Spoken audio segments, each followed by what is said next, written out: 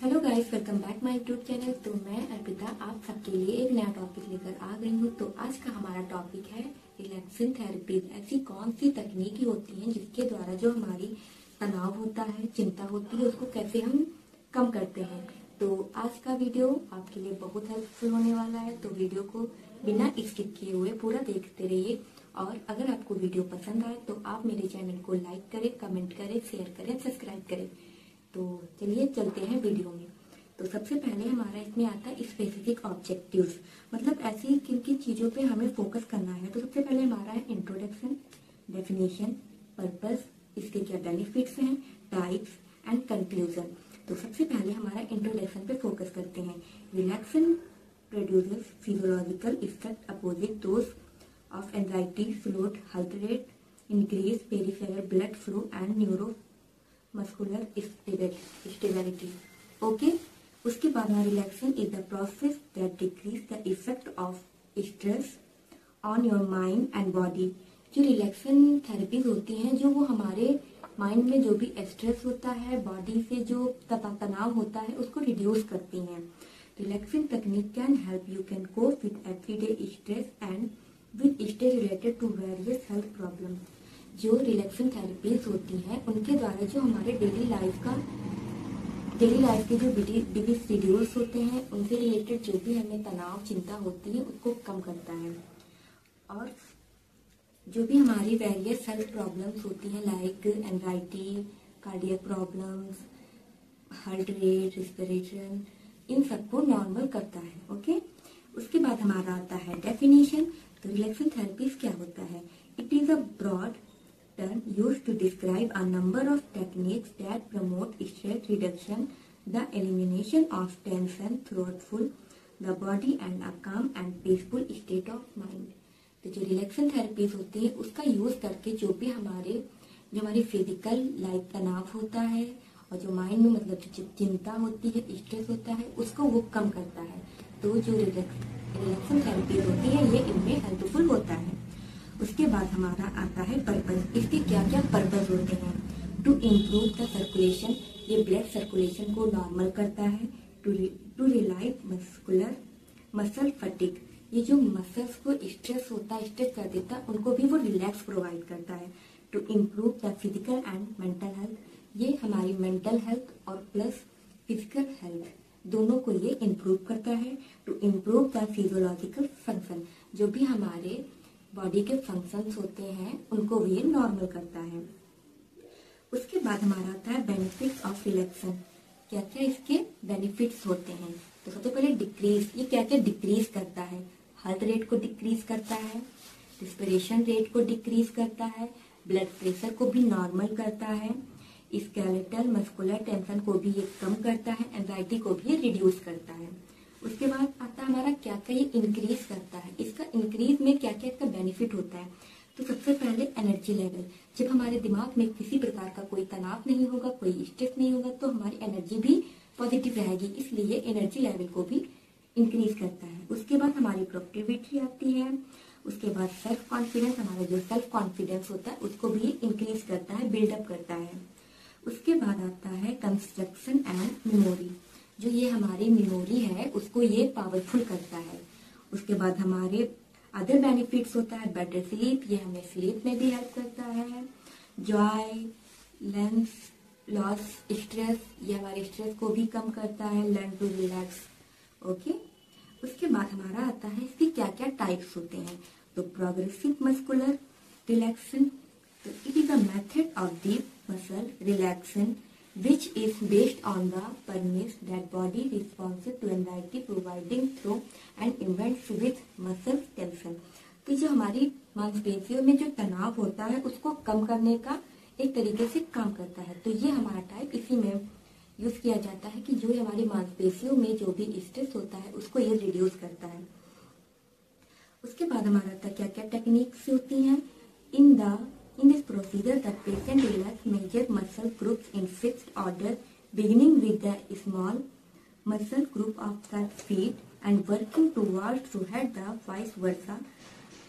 Muscle relaxation can be done in sitting or lying down position. Each muscle group is tensioned for 5 to 7 seconds and then relaxed for 20 to 30 seconds, during which time the individual concentration on the difference in the sensitive sensation between the two conditions, soft slow background music may facilitate relaxation। ये हमारी techniques होती हैं जो हमें relax करने में help करते हैं। उसके बाद आता है मेंटल इमेजरी, जो मानसिक कल्पना होती है उसमें भी ये हमें हेल्पफुल करता है। ओके, उसके बाद हमारा नेक्स्ट टाइप होता है योगा। योगा हमारे लिए किस तरीके से बेनिफिशियल होता है। Okay, yoga means the unification of physical, mental, intellectual and spiritual aspect of human being. It is a science of development for a person consciousness. जो ये योगा होता है वो हमारा फिजिकल एंड मेंटल दोनों तरह से ये हमें बेनिफिट प्रोवाइड करता है। तो उसके बाद बेनिफिट्स ऑफ योगा, तो ये आप डायग्राम देख रहे होंगे, इसमें सारे जो भी है वो बेनिफिट्स ऑफ योगा के दिखाए गए हैं। उसके बाद आता है हमारा एलिमेंट्स, क्या क्या एलिमेंट्स होते हैं, यामा, नियामा, आसन, धरना, ध्यान, समाधि, ये हमारे सारे बेनिफिट्स होते हैं। उसके बाद आता है 8 लिम्स ऑफ योगा, जैसे यामास आ गया, समाधि आ गई, ध्यान आ गया, उनके क्या क्या 8 लिम्स होते हैं वो बताए गए हैं। उसके बाद हमारा आता है मेडिकेशन। मेडिकेशन हमारा क्या हेल्प करता है। ओके, तो medication is the practice of concentrated focus upon a sound object, visualization, the breath, movement or attention itself in order to increase awareness of the present movement, reduce stress, promote relaxation and enhance personal and spiritual growth। Medication हमारा basically इसलिए helpful होता है, जो medication के through हम किसी को मतलब ध्यान लगाना, ये होता है ध्यान लगाना। वो किसी भी चीज को ऐसे हो सकता है, जैसे कि हमें किसी चीज से शांति मिलती है तो हम जैसे पूजा पाठ में कुछ लोग ध्यान लगाते हैं, जिससे रिलैक्स मिलता है, माइंड को रिलैक्स मिलता है, हमारी बॉडी को रिलैक्स मिलता है, उसे हम मेडिकेशन कहते हैं। उसके बाद हमारा आता है बेनिफिट्स ऑफ मेडिकेशन। मेडिकेशन के क्या क्या बेनिफिट्स होते हैं, तो ये डायग्राम में आप देख लीजिएगा। ओके, उसके बाद हमारे बेनिफिट्स आते हैं। उसके बाद आता है बायो फीडबैक। तो बायो फीडबैक बेसिकली यही होता है, जो भी इलेक्ट्रिक उपकरण होते हैं, इलेक्ट्रिक के जो भी आइटम्स होते हैं, उनके द्वारा जो हमें रिलैक्स मिलता है। ओके, उसके बाद हमारा आता है प्रिंसिपल्स। इसके क्या क्या बायो फीडबैक के क्या प्रिंसिपल्स हैं। Motor learning, a set of process associated with the practice और experience leading to relativity, permanent changes in capability of product skilled action. ये हमारे जो प्रोडक्टिविटी होती है उसकी स्किल्स को डेवलप करता है और भी हेल्पफुल रहता है। उसके बाद बायो फीडबैक मॉडलिटीज, उसकी क्या क्या मॉडलिटीज होती है। उसके बाद हमारा इंडिकेशन आता है, इसे हम किन किन चीजों में मतलब इंडिकेट करते हैं, क्यों हमें प्रिस्क्राइब किया जाता है। सबसे पहले माइग्रेन में आता है, हाइपरटेंशन में आता है, फोबिया में आता है, लो बैक एक्ट में आता है, सेरेब्रल पाल्सी में आता है, अपर मोटर न्यूरोहीमेटोरिया में आता है, इरिटेबल बॉवल सिंड्रोम में आता है, कार्डियक प्रॉब्लम में आता है। ये हमारा माइग्रेन में इंडिकेट किया जाता है, हाइपरटेंशन में किया जाता है, फोबिया मतलब कि किसी को किसी चीज से डर लगता है, उसके लिए भी ये थेरेपी यूज की जाती है। उसके बाद लो बैक एक्ट मतलब कि जो पीठ के निचले हिस्से में जो पेन होता है उसमें भी ये प्रिस्क्राइब किया जाता है। उसके बाद सेरिब्रल पाल्सी मतलब कि इसके माइंड के जो फंक्शन होते हैं, जो माइंड के फंक्शन और जो हमारी बॉडी के फंक्शन, वो दोनों आपस में कोऑर्डिनेट नहीं कर पाते, इसके लिए भी इसका यूज किया जाता है। उसके बाद इरिटेबल बॉवल सिंड्रोम, जो भी बॉवल प्रॉब्लम होती है उसमें भी ये इंडिकेट किया जाता है। कार्डियक प्रॉब्लम, ये मतलब कार्डियक प्रॉब्लम में भी इसको इंडिकेट करते हैं। उसके बाद हमारा कॉन्ट्रा इंडिकेशन आता है, मतलब ये किन चीजों में ये रिजेक्ट किया जाता है, मना किया जाता है। मसल टेंशन और joint motion would cause further injury, मतलब इस तरीके से कह सकते हैं जैसे कुछ हमने कोई योगा किया या किसी मतलब एक्सेसिव हमने एक्सरसाइज कर दी, उसकी वजह से हमारी जो मसल्स होती है, इनर मसल्स होती है, उनको भी इंजर्ड हो सकता है, इसलिए इसे कॉन्ट्रा इंडिकेशन भी करते हैं। उसके बाद अनस्टेबल फ्रैक्चर, जो हमारा फ्रैक्चर पहले से मतलब वो हुआ हो या कुछ हमारे हाथ पैर में ऐसा कोई फ्रैक्चर हुआ हो जो उससे हम योगा करने से या फिर कोई एक्सरसाइज करने से हमें प्रॉब्लम और हो सकती है। ज्वाइंट फ्रैक्चर इंजरी, उसके बाद इन सब में ये कॉन्ट्राइंडिकेशन किया जाता है। उसके बाद हमारा फिजिकल एक्सरसाइज में भी regular exercise is the most effective method of relieving stress. जो भी हमारी डेली बेसिक एक्सरसाइज होती हैं, जैसे योगा हो गया, मेडिटेशन हो गया, अपने आप को वार्म अप करना, बॉडी को वार्म अप करना, तो इसमें भी इसका बहुत इफेक्टिव रोल होता है।